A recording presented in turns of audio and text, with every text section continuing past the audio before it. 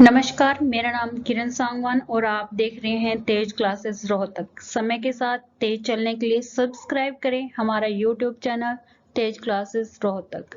Civics की series चली हुई है जिसमें हम क्लास 6 का चैप्टर 6 करेंगे जिसका नाम है गांव का प्रशासन, जो इम्पोर्टेंट है आपके सीटेट, यूपीटेट, एचटेट के लिए, क्योंकि उसमें एनसीईआरटी से रिलेटेड क्वेश्चन पूछे जाते हैं और ये इम्पोर्टेंट है क्लास 6 के सभी बच्चों के लिए। तो चलिए शुरू करते हैं आज का हमारा विषय गांव का प्रशासन। तो आज हम पढ़ेंगे गांव का प्रशासन कैसे काम करता है। इससे पहले हमने चैप्टर 5 में पढ़ा था जिसमें बताया गया था कि पंचायत कैसे काम करती है, सरपंच कैसे चुने जाते हैं, पंच कैसे चुने जाते हैं और गांव में जो समस्याएं हैं उनको कैसे रखा जाता है। तो अब हम पढ़ने जा रहे हैं कि गांव का प्रशासन कैसे काम करता है। इसको हम पढ़ने जा रहे हैं एक कहानी के माध्यम से। भारत में क्या है, भारत एक बहुत बड़ा देश है। उसमें क्या है, पहले आते हैं राज्य। आप सभी को पता है कि भारत में 28 राज्य हैं। उन राज्यों के अंदर डिस्ट्रिक्ट हैं। एक राज्य के अंदर अलग अलग डिस्ट्रिक्ट यानी कि जिला है, ठीक है, एक राज्य के अंदर। और उन राज्यों के अंदर डिस्ट्रिक्ट हैं और फिर तहसील है, और तहसील के अंदर बहुत सारे गांव आते हैं। एक तहसील के अंदर 2, 3, 4 जितने भी हैं गांव आते हैं। तो इस तरह से क्या है, बड़े लेवल से छोटे लेवल तक गवर्नमेंट की तरह यानी कि सरकार का जो प्रशासन है कैसे काम करता है। तो चलिए देखते हैं। तो वो कैसे, गांव के प्रशासन में कैसे लोगों की जरूरतें क्या हैं, उनको क्या क्या समस्याएं हैं, तो उन समस्याओं से निपटने के लिए गांव का प्रशासन, तो उसको क्या बोलेंगे, गांव का प्रशासनिक ढांचा क्या है। तो इसमें क्या है, 2 किसान होते हैं, मोहन और रघु। वो दोनों क्या होते हैं, उनके खेत आपस में पास पास होते हैं, ये ठीक है, इस तरह से। तो दोनों खेती करते हैं और एक दिन क्या हुआ, मोहन ने देखा कि रघु ने, इसको क्या बोलते हैं, ये होती है बाड़, मिट्टी की बनी हुई होती है, ठीक है। तो रघु ने क्या किया, जो वो बाड़ थी वो उसकी तरफ बढ़ा ली, ठीक है। तो अब दोनों में क्या था, दोनों में झगड़ा हो गया। झगड़ा होने पर जब मोहन ने कहा कि तुमने बाढ़ को बढ़ा लिया है, यानी कि जो एरिया है, क्योंकि वहां पे क्या है, दीवारें नहीं होती हैं खेतों में, तो वहां पे क्या है, मिट्टी की जो बाढ़ होती है, जो बाउंड्री बनाई जाती है, ठीक है, उसको बढ़ा लिया। तो दोनों में झगड़ा होना निश्चित था। तो दोनों में जब झगड़ा हो गया तो मोहन ने कहा कि रघु तुमने मेरे खेत की जो बाढ़ है या मेड़ है उसको बढ़ा लिया है। तो इस तरह दोनों की कहासुनी होने के बाद मोहन की पिटाई होगी। तो रघु ने क्या है, अपने कुछ मजदूरों को बुलाकर मोहन की पिटाई होगी। तो मोहन के हाथ पैरों में चोट आई। तो उसको क्या, लोगों ने आके, जब लोगों ने सुना कि झगड़ा हो रहा है तो लोगों ने आके उनका बचाव किया।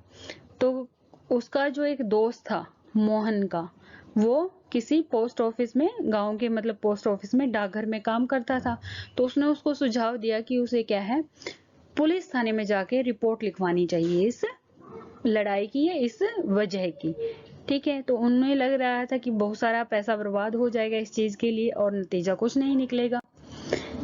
तो कुछ लोगों ने कहा कि रघु के परिवार वाले क्या हैं, पहले ही पुलिस थाने में पहुंच चुके हैं, और तो उन्होंने डिसाइड किया कि भी अब क्या है, पड़ोसियों के सामने जो कुछ हुआ है तो मोहन को लेके वो भी पुलिस थाने पहुंच जाएंगे और वो आंखों देखी जो बात हुई है वो बताएंगे।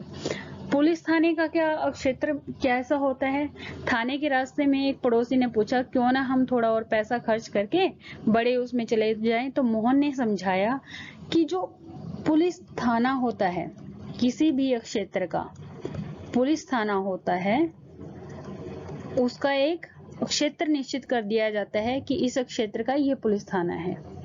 तो इसके जितने भी मामले हैं वो सब कहाँ पे आएंगे, इस पुलिस थाने में आएंगे, चाहे वो कैसे भी हो, मारपीट के हों, चोरी के हों, ठीक है, दुर्घटना के हों, किसी झगड़े के हों, ठीक है, अगर यहाँ पे लड़ाई झगड़ा हो रहा है तो इस क्षेत्र के वहां पे नहीं जाएंगे, जो इस क्षेत्र का है वो उसी में जाएंगे, ठीक है।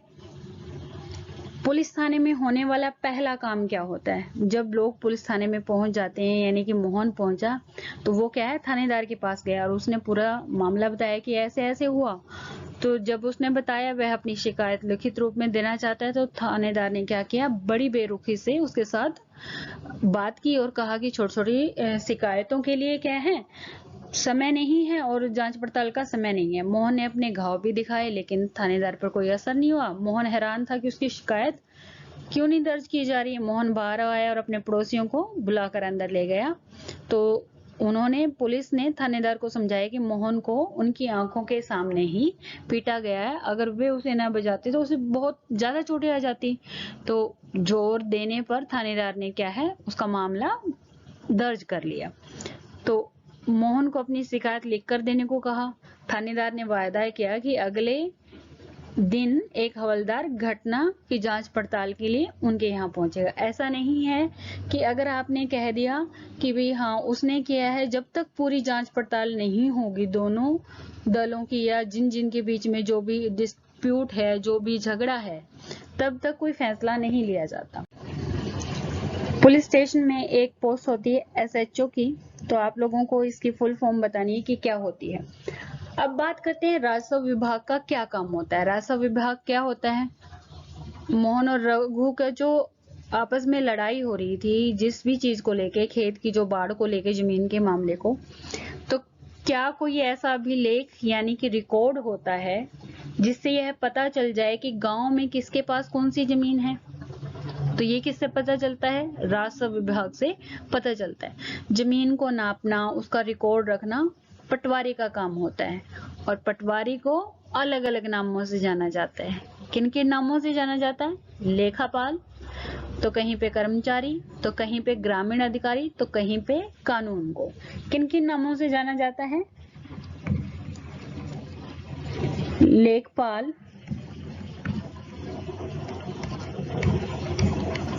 कर्मचारी, कानून को और ग्रामीण अधिकारी।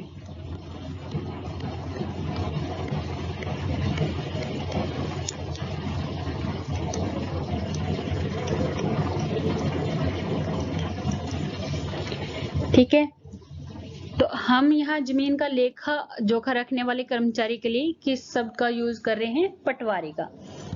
तो किस चीज का यूज कर रहे हैं? जो जमीन का रिकॉर्ड रखता है कि किसके पास कितनी जमीन है गांव में, और उनका निपटारा करवाता है, तो उसको क्या बोलते हैं? पटवारी।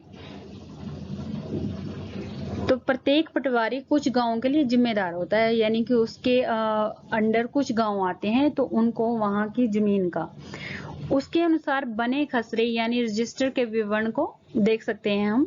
यह पटवारी द्वारा रखा गया गांव के लोगों की जमीन का रिकॉर्ड का एक हिस्सा है, यानी कि वो क्या है, जमीन के जो रिकॉर्ड हैं उनको ड्रॉ करके रखता है कि खेत में ये खेत का ये नंबर और इतनी जमीन उस इंसान की है, ये जमीन उस इंसान की है, ये जमीन इतनी जमीन उस इंसान की है। तो किसी के पास कम ज्यादा जो भी है, क्योंकि उसे क्या है, आमतौर पर पटवारियों के पास खेत नापने के लिए अलग अलग तरीके होते हैं। कई जगहों पर वह एक लंबी लोहे की जंजीर का इस्तेमाल करता है, उसे क्या कहते हैं? जरीब। इंपॉर्टेंट क्वेश्चन है, जरीब।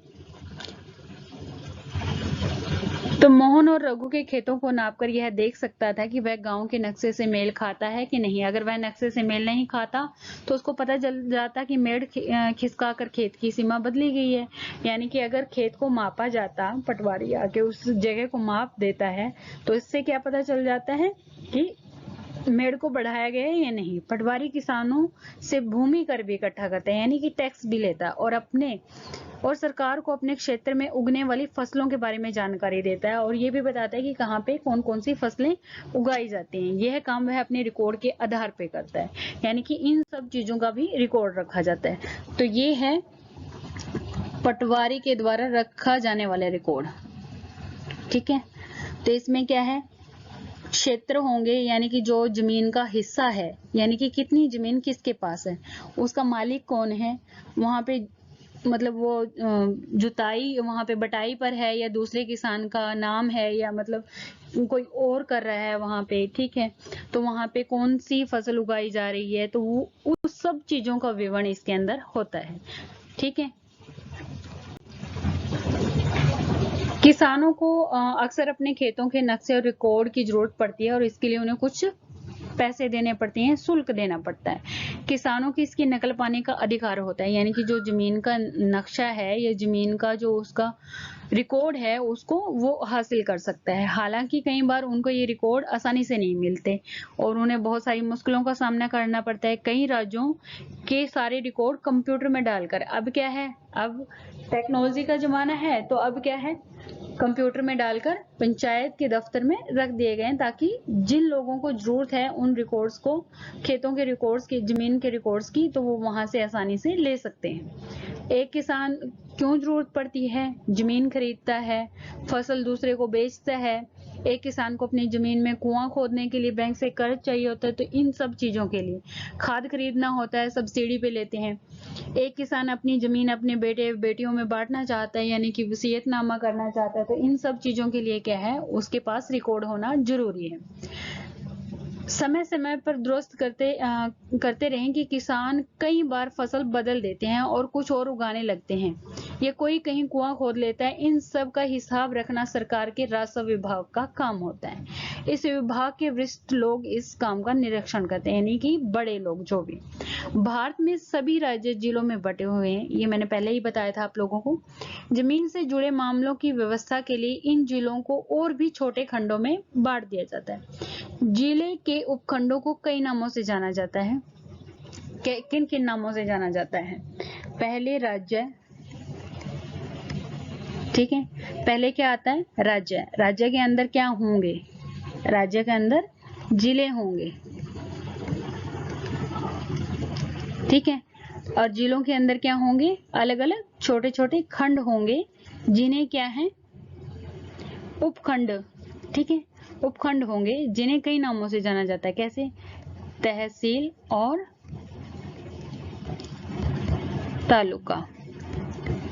सबसे ऊपर जिला अधिकारी होता है। जब गांव के प्रशासन की बात की जाती है तो वहां पे कौन होता है, जिला अधिकारी होता है।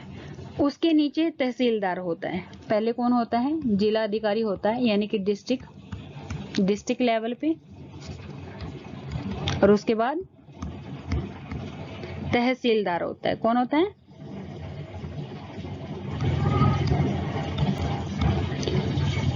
उन्हें विभिन्न मामलों को निपटाना होता है। वे पटवारी के काम का निरीक्षण करते हैं, ठीक है।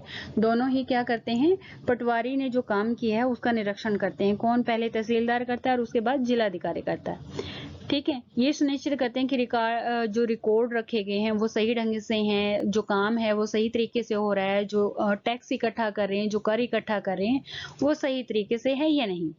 ये भी देखते हैं कि किसानों के अपने रिकॉर्ड की नकल आसानी से मिल जाए। विद्यार्थियों की जरूरत पड़ने पर वो क्या करते हैं, जाति प्रमाण पत्र, कास्ट सर्टिफिकेट भी तो प्रोवाइड करवाते हैं। तहसीलदार के दफ्तर में जमीन से जुड़े विवादों के मामले सुने जाते हैं। अगर जो डिस्प्यूट होते हैं तो वो तहसीलदार के सामने सुने जाते हैं, उनके ऑफिस में।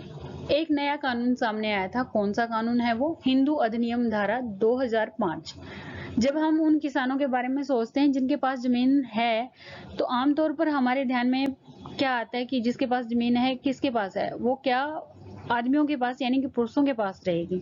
महिलाओं की हैसियत खेतों में काम करने के लिए मानी जाती है, और उनको जमीन से कभी नहीं सोचा जाता कि उनको भी जमीन होगी या उनके पास भी प्रॉपर्टी होगी। तो अब कई राज्यों में क्या है, हिंदू औरतों को परिवार की जमीन में हिस्सा नहीं मिलता था, लेकिन अब क्या है,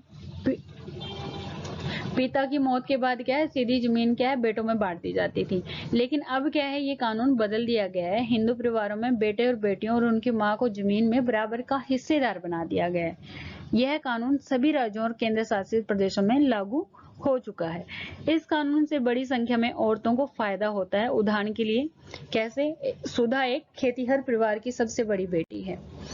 वह शादीशुदा और उसके पास के गांव में रहती है, और उसकी पिता की मृत्यु के बाद सुधा अक्सर खेती के काम में माँ का हाथ बटाने आती है।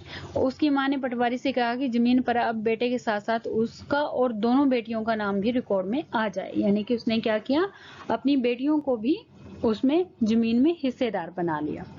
ठीक है, तो आज का हमारा ये विषय यहीं पे समाप्त होता है। आप लोगों को वीडियो अच्छी लगी है तो प्लीज वीडियो को लाइक करें, शेयर करें, सब्सक्राइब करें। धन्यवाद।